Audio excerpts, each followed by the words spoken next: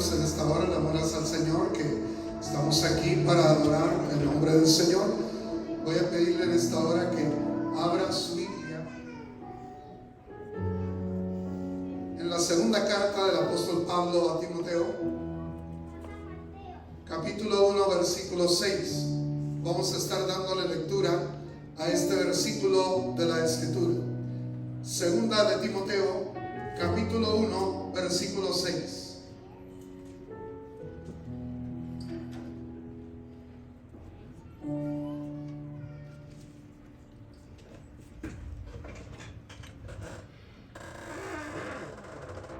Segunda carta del apóstol Pablo a Timoteo, capítulo 1, versículo 6.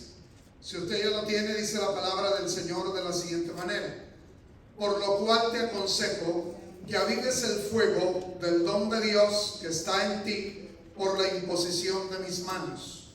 Una vez más, por lo cual te aconsejo que avives el fuego del don de Dios que está en ti por la imposición de mis manos. Incline su rostro, oremos al Señor. Bendito Padre Celestial, en esta hora, Señor, estamos delante de tu presencia y te damos gracias porque estás con nosotros. Te rogamos, Señor, que hables a cada vida y a cada corazón. Que tu palabra, Señor, sea viva y eficaz. Que tu palabra penetre a lo más profundo de cada corazón. Que seamos, Señor, no solamente oidores, sino hacedores de tu palabra. En el nombre de Jesús te lo pedimos, oh Dios. Amén. ¿Pueden ocupar sus lugares, hermanos? Es sencillamente emocionante considerar todas las bendiciones con las cuales las manos están asociadas según el Nuevo Testamento, sin hacer violencia a las Escrituras, esto es, sin forzarlas para que digan lo que no dicen. Se puede hablar del ministerio de las manos o del papel que las manos desempeñan en el ministerio cristiano. Probablemente el Nuevo Testamento habla más de las manos que de cualquier otro miembro del cuerpo, incluso la boca o la lengua. Pero cuando se habla de las manos como instrumento de Dios, se sobreentiende que se habla de las manos del creyente y no por virtudes innatas. Sencillamente nuestro Dios, en su bendita gracia, las toma y convierte las manos del creyente en un instrumento de bendición. Consideremos algunos de los usos benditos de las manos y cómo también son instrumentos muy especiales de Dios para llevar a cabo ministerios de parte del creyente. Por ejemplo, las manos para impartir bendición, para impartir protección. ¿Para qué usamos nosotros nuestras manos? ¿Cuál es el uso que le damos a nuestras manos? Nuestras manos son vitales en las cosas diarias que nosotros hacemos. Pero hablando estrictamente en el sentido espiritual, las manos son para impartir bendición y protección. En Mateo capítulo 19, en el versículo 13, nos dice: entonces les fueron presentados unos niños para que pusiese las manos sobre ellos y orase. Merece ser observado que Mateo no dice que los niños fueron traídos al Señor para que orara por ellos. Vea usted la secuencia de la frase. La intención principal era que les pusiera las manos a los niños y luego orase por ellos. En otras palabras, lo que los padres deseaban era que al traer los niños a Jesús y Él pusiera sus manos sobre ellos y orara, el Señor bendijera su vida y el Señor trajera protección a la vida de ellos. ¿Qué significaba aquella imposición de manos sobre los niños? Comunicar bendición y protección. No era una simple liturgia, no era una simple costumbre. A veces nosotros nos hemos acostumbrado tanto a lo que nosotros hacemos que lo vemos solamente como una costumbre en la iglesia, que lo vemos solamente como una de nuestras liturgias, pero es más que una liturgia, tiene un significado muy importante. No era una simple costumbre, era la convicción firme de que la imposición de las manos de Cristo comunicaba bendición, comunicaba protección. Es decir, cuando Cristo impuso sus manos sobre los niños, la bendición del Señor vino sobre sus vidas y la protección del Señor vino sobre ellos. Quiere decir que nosotros podemos orar, imponer nuestras manos sobre nuestros niños, sabiendo que de esa manera la bendición de Dios vendrá sobre su vida y la protección del Señor estará sobre ellos. ¿Con cuánta frecuencia usted como padre, usted como madre, con cuánta frecuencia usted ora por sus hijos e impone sus manos sobre ellos? Hay veces que nosotros decimos: oh pastor, yo siempre, diariamente estoy orando por ellos. Sí, pero no solamente ore. Cuando usted ore por ellos, imponga sus manos sobre ellos, porque usted crea que cuando usted ore por ellos e imponga sus manos sobre ellos, su vida va a ser bendecida y la protección del cielo, la protección divina estará sobre sus vidas. Tenemos que creer que cuando imponemos nuestras manos, eso va a acontecer. Esta comunicación de bendición por medio de las manos la encontramos en repetidas ocasiones en que el Señor llevó a sus discípulos hasta Betania. En Lucas capítulo 24, en el versículo 50 nos dice: y los sacó fuera hasta Betania, y alzando sus manos los bendijo. Alzando sus manos los bendijo. Aquí notemos nosotros que no se menciona ningún contacto físico. No habla de que el Señor haya impuesto sus manos sobre cada uno de sus discípulos, sino que simplemente se nos dice que Él levantó sus manos. Pero se habla de un propósito definido por medio del cual las manos levantadas era para bendecir. El Señor los llevó hasta afuera, hasta Betania, alzó sus manos y los bendijo. Quiere decir que al levantar sus manos de esa manera, Él estaba bendiciendo a todos sus discípulos. Hermano, que la mano del Señor esté levantada para bendecir a su iglesia.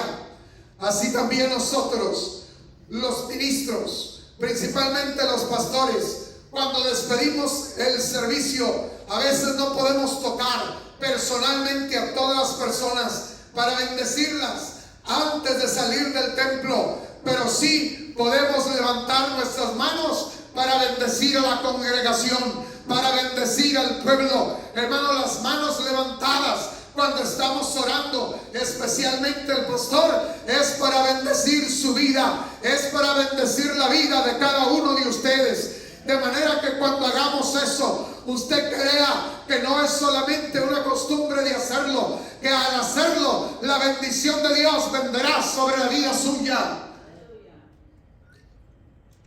Las manos para impartir sanidad. En la gran comisión de Marcos, en el capítulo 16, en el versículo 18, leemos: sobre los enfermos pondrás las manos y sanarán. El paralítico que era puesto a la puerta del templo recibió su sanidad cuando Pedro lo tomó por la mano derecha y lo levantó. La palabra del Señor nos dice en el capítulo 3 del libro de los Hechos, del versículo 1 al versículo 10, ahí se encuentra la narración del paralítico que era puesto a la puerta del templo que se llama La Hermosa. Allí era puesto todos los días para pedir limosna. Este hombre estaba ahí para pedir limosna, pero un día entró Pedro y Juan al templo. Yo creo que no era la primera vez, ya había entrado varias veces anteriormente, porque ese personaje ahí estaba siempre. Quiere decir, diario se encontraba ahí. De manera que en esta ocasión el apóstol se detiene cuando este hombre extiende su mano para pedir limosna. Pero en esta ocasión el apóstol le dice: mírenos. Quiere decir que él no estaba con su vista levantada, solamente de lejos vio venir a los apóstoles. y levantó su mano para pedir limosna. Pero entonces los apóstoles le dicen: levanta tu rostro, míranos. Y entonces aquel hombre levantó su mano, levantó sus ojos y los fijó en los apóstoles. La palabra del Señor nos dice que es entonces aquí cuando toma lugar el milagro, porque el apóstol le dice: no tengo oro ni tengo plata. En otras palabras, no tengo que darte materialmente, pero hay algo que sí tengo, hay algo que sí poseo, hay algo que yo sí te puedo dar, algo que el Señor me ha dado para darte también a ti. De manera que extiende su mano y dice: en el nombre de Jesucristo de Nazaret, levántate y anda. Le da la orden de que se levante, de que camine, pero no solamente le da la orden, sino dice: extiende su mano y lo toma por la mano derecha. Quiere decir, cuando la mano de Pedro entró en contacto con la mano del paralítico, el poder de Dios fluyó a través de él, de manera que corrió a través de todo su ser, trayendo sanidad. De manera que de inmediato se levantó, se le afirmaron los pies y tobillos, y este hombre cojo que tenía 40 años de estar así, se levantó de inmediato y comenzó a andar. Este milagro de sanidad sucedió cuando entró en contacto la mano de Pedro. Hermano, la mano de Pedro vino de esa manera a ser un instrumento para traer sanidad. La mano de Pedro fue el conducto de sanidad para que la enfermedad del paralítico desapareciera. Cuando el paralítico sintió la mano de Pedro, junto a ello comenzó a fluir una corriente de vida, una corriente de sanidad. A través de ello le estaba comunicando la sanidad. Hermano, recuerdo que cuando estaba en Monclova, a una ocasión, hermanos, llegaron y me dijeron: pastor, mi mamá está muy enferma, necesita que vaya a orar por ella. La hermana padecía de sus riñones y estaba tirada en cama. Inmediatamente fui a verla para orar por ella. Recuerdo que entré, estaba ella postrada en cama. Cuando llegué, comencé a orar por ella. Le dije: hermana, vamos a orar y vamos a creer que el Señor le va a sanar. Puse mis manos sobre su cabeza y comencé a orar y a reprender la enfermedad. Hermano, normalmente hacemos una sencilla oración, creemos que Dios va a obrar un milagro y que el Señor la va a sanar, que Dios va a obrar la sanidad. Terminamos de orar y retiramos nuestra mano, pero en esta ocasión fue algo distinto, fue diferente, porque cuando yo supuestamente pues ya había terminado de orar, ya hice la oración que tenía que hacer, lo que se esperaba, que orara por ella y pidiera sanidad por su cuerpo. Pero cuando terminé de orar y quise retirar mi mano, no pude retirar mi mano de su cabeza, porque en forma literal estaba una mano sobre mi mano. Oiga, yo sentía que estaba una mano ahí que no me dejaba retirar mi mano de su cabeza.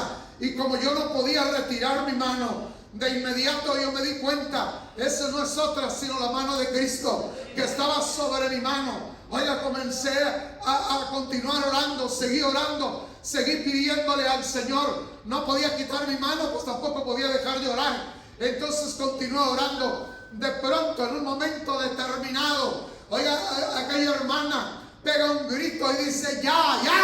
Le digo: ¿ya qué? Dice: ya salió la enfermedad, pastor, ya estoy sana. Oiga, se levanta, se endereza y estaba completamente sana. En ese momento yo sentí la mano de Cristo sobre mi mano. Quiere decir que a través de nuestras manos estaba obrando Cristo y estaba fluyendo el poder de Dios a través de su cuerpo, sanando sus riñones, sanando su cuerpo, trayendo sanidad.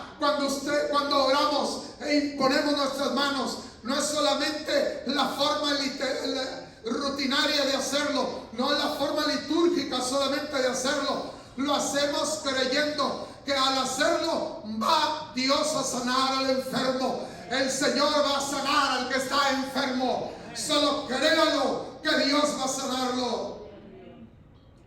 En la Capilla Sixtina del Vaticano está pintada la escena de la creación del hombre. En ella se ve el dedo de Dios tocando el índice de Adán. Y cuando el toque toma lugar, se convierte en un ser viviente. La vida de Dios fue comunicada por medio de aquel toque del índice divino. Hermano, cuando la mano divina a través de nuestras manos está tocando al enfermo, ese toque divino es el que viene a producir sanidad, es el que viene a traer sanidad a tu cuerpo. Probablemente, hermanos, la comisión de ungir con aceite a los enfermos tenga como una explicación que al hacerlo ponemos así nuestras manos sobre ellos para que reciban sanidad de Dios. Hermano, viene a recibir sanidad.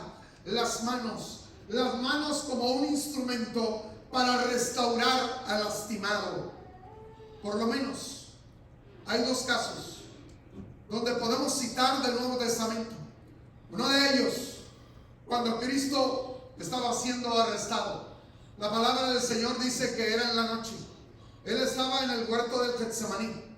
Y en ese momento, después de que Cristo terminó de orar, y el Señor les dice a sus discípulos: levántense, vámonos, porque ya viene porque ya el Hijo del Hombre va a ser entregado. Y en eso venía Judas, y dice que Judas le da un beso, y con un beso entrega al Señor. Cuando Pedro ve aquella escena, ve ese momento, de inmediato Pedro sacó su espada. Oiga, Pedro traía una espada. A pesar de que el Señor se había molestado porque los discípulos traían dos espadas. Oiga, uno de ellos era Pedro, no sé quién sería el otro. La escritura menciona que había dos espadas, pero Pedro sacó su espada y rápidamente, oiga, le quiso cortar la cabeza al siervo del sumo sacerdote. Le tiró con toda la intención de matarlo, con toda la intención de cortarle la cabeza. Oiga, pero aquel estaba bien despierto. Oiga, cabeció muy bien la espada, nomás le alcanzó a dar un rozón. Pero con ese rozón le cortó la oreja. Oiga, Pedro le cortó la oreja. El Señor de inmediato le dice: Pedro, guarda tu espada. Guarda tu espada. ¿Qué no crees que si yo quisiera, le pediría a mi Padre 12 legiones de ángeles? En otras palabras, no necesito que me defiendas. Yo no necesito que tú me defiendas a mí. Oiga, y en ese momento el Señor hace algo extraordinario, porque dice la escritura que Cristo tocó la oreja. Pedro se la arrancó con la espada, pero el Señor la tocó y la sanó, y la oreja quedó en su lugar. El Señor sanó la oreja. Lo que la espada de Pedro dañó, lo restauró la mano de Cristo. Hermano, el daño que una persona recibe es restaurado por la mano de nuestro Señor Jesucristo. Oiga, el daño que recibimos por la imposición de las manos puede ser restaurado. Oiga, restaurado por la imposición de manos. El otro caso es el de Ananías, cuando fue enviado por el Señor para que orara por Saulo.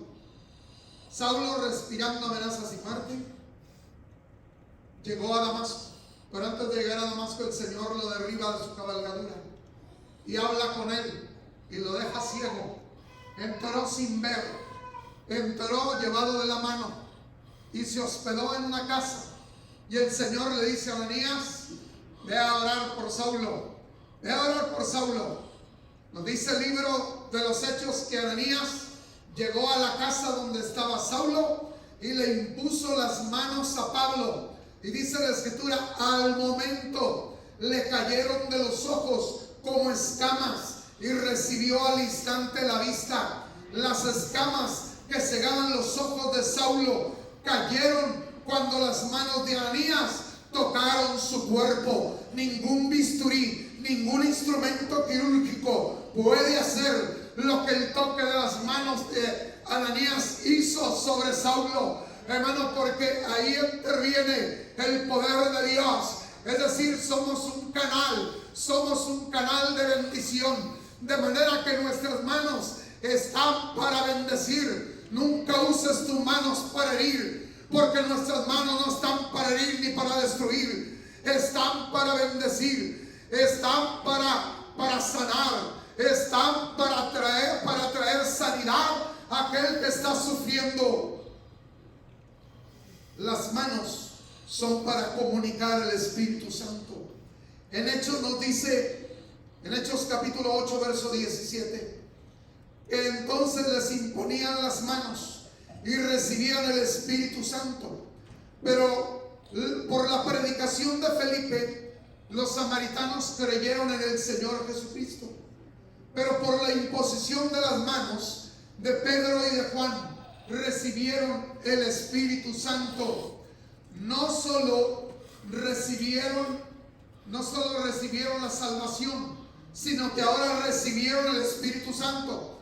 Pedro y Juan fueron enviados para ver lo que estaba sucediendo en Samaria, que había un avivamiento entre los samaritanos. Cuando ellos llegaron, se regocijaron por el avivamiento que había y comenzaron a orar para que ellos recibieran el Espíritu Santo. Pero también la Escritura nos dice acerca de Saulo. Saulo no solo recibió la sanidad de sus ojos con la imposición de las manos de Ananías, sino que también fue lleno del Espíritu Santo. En el capítulo 9, verso 17, ahí nos dice que oró Ananías por él, impuso sus manos, recibió la vista, pero también dice fue lleno del Espíritu Santo. Quiere decir que a través de la imposición de nuestras manos, los creyentes pueden ser bautizados y pueden ser llenos del Espíritu Santo. Es una manera en que el creyente puede recibir el bautismo del Espíritu Santo.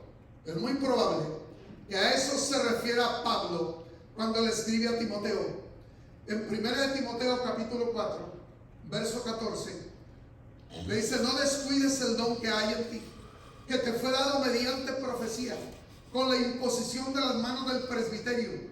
Algunos creen que este don del cual habla Pablo fue un don ministerial, como por ejemplo el pastorado, ya que Timoteo era un pastor. Otros creen que fue un don espiritual para la edificación de la iglesia. Otros más bien creen que fue el don del Espíritu Santo, que lo recibió Timoteo cuando el presbiterio le impuso las manos a Timoteo. ¿Cómo necesitamos que el Señor santifique nuestras manos para que aquellos que no han recibido el Espíritu Santo lo reciban? Que nosotros impongamos nuestras manos sobre los creyentes y sean bautizados con el Espíritu Santo. Las manos para ordenar alguna forma de ministerio. Los diáconos de la iglesia de Jerusalén iniciaron sus funciones diaconales después de que los apóstoles impusieron las manos sobre ellos. Nos dice Hechos capítulo 6, versículo 6, dice: a los cuales presentaron ante los apóstoles, quienes orando les impusieron las manos. Estos diáconos ya tenían el Espíritu Santo, ya que uno de los requisitos para ser diácono era que fuera lleno del Espíritu Santo. ¿Por qué les impusieron los apóstoles las manos? Para iniciarlos en el ministerio diaconal.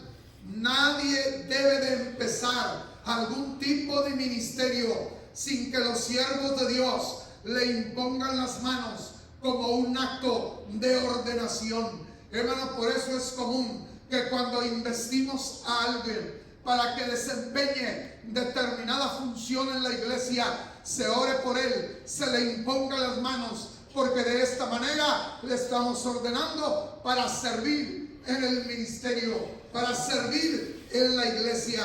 En Hechos capítulo 13, en el verso 3, leemos algo que confirma lo que acabamos de decir. Una vez que el Señor escogió a Bernabé y a Saulo para la obra misionera, ¿qué se nos decía en la escuela dominical? Que cuando la iglesia estaba ayunando, cuando estaba orando, cuando estaba ministrándole al Señor, el Espíritu Santo habló y dijo: apártenme a Bernabé y a Saulo para la obra que yo los he llamado. Quiere decir, el Espíritu Santo los llamó, los escogió para la obra misionera. Pero una vez que el Espíritu Santo dijo: sepárenlo, una vez que dijo que Él los quería para la obra misionera, no agarraron sus maletas y se fueron de inmediato a la obra misionera. No, dice la Escritura, dice bien claro la Escritura: entonces, habiendo orado y ayunado, le impusieron las manos y los despidieron. Una vez que fueron escogidos, que fueron llamados, que ya sabían lo que el Señor quería que ellos hicieran de su vida, entonces dice que oraron, ayunaron, lloraron y les impusieron las manos y los despidieron. ¿Qué quiere decir? Los enviaron a la obra misionera a la cual los había llamado el Espíritu Santo. ¿Qué unción han de tener aquellas manos que han sido preparadas en ayuno y oración para imponerse sobre los creyentes? Hermanos, es algo muy importante que tenemos que aprender. Las manos como un instrumento de adoración. Pablo le escribió a Timoteo: quiero pues que los hombres oren en todo lugar, levantando manos santas, sin ira ni contienda. Quiere decir, las manos que se levantan en adoración. No solo el corazón adora a Dios, no solo lo hacen los labios y la boca, también lo hacen las manos. Las manos que se ofrecen como instrumento para bendecir a otros, se levantan en adoración para bendecir a nuestro Dios. Oiga, hay veces que nosotros estamos durante la alabanza y con cuánta frecuencia el que está dirigiendo la alabanza nos dice: hermanos, levanten sus manos, hermanos, levanten sus manos. No es un ejercicio, no es para que usted simplemente se despierte, no esté tan dormido. No, espero que usted esté bien dormido, que el culto lo tenemos después de las 2 de la tarde. Así es que yo creo que ya debe estar bien despierto, no debe tener nada de sueño. Oiga, pero nuestras manos se alzan para alabar a Dios, se alzan para adorar a Dios. Dice la Escritura: vosotros, los siervos de Jehová, que estáis en la casa de Jehová, alzad vuestras manos al santuario y bendecid a Jehová. Quiere decir, cuando el creyente levanta sus manos, no es un acto rutinario.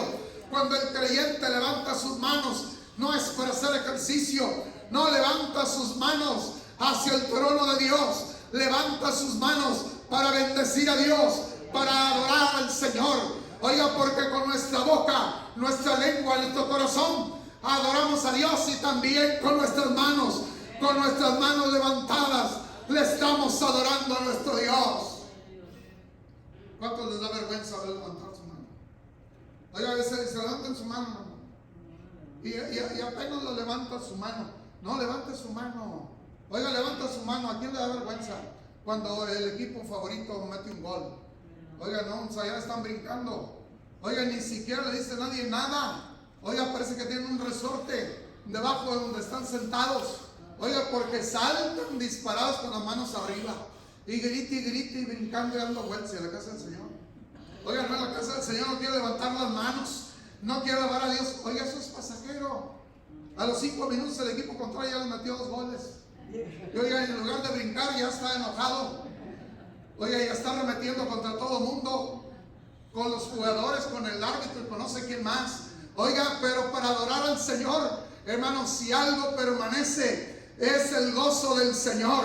Y cuando alabamos y adoramos a Dios, el gozo del Señor comienza a fluir, de manera que alce sus manos y adore a Dios con todo su corazón. Dios nos conceda que nuestras manos sean limpias, santas, para que se las consagremos a Dios y Él las use de una manera notable para comunicar alguna bendición y para glorificar el nombre del Señor. Hermano, en esta hora yo le invito a venir aquí al altar. Venga al altar. Vamos en esta hora a alabar al Señor. Vamos a adorar al Señor y vamos a dejar que en esta hora el Señor venga a obrar en nuestra vida. Oiga, que al toque de las manos nosotros podamos recibir sanidad. Que al toque de las manos ese corazón herido, quebrantado, lastimado, oiga, pueda ser restaurado. Que al toque de las manos, hermanos, podamos ser llenos del Espíritu Santo de Dios, de la presencia de Dios. Hermano, pase de esta hora aquí al altar y dígale: Señor, aquí está mi vida. Vengo adorándote, alabándote, Señor. Y yo quiero que en esta hora, al sentir el toque de las manos, Señor, yo pueda recibir alguna bendición de parte tuya. Oremos al Señor en esta hora.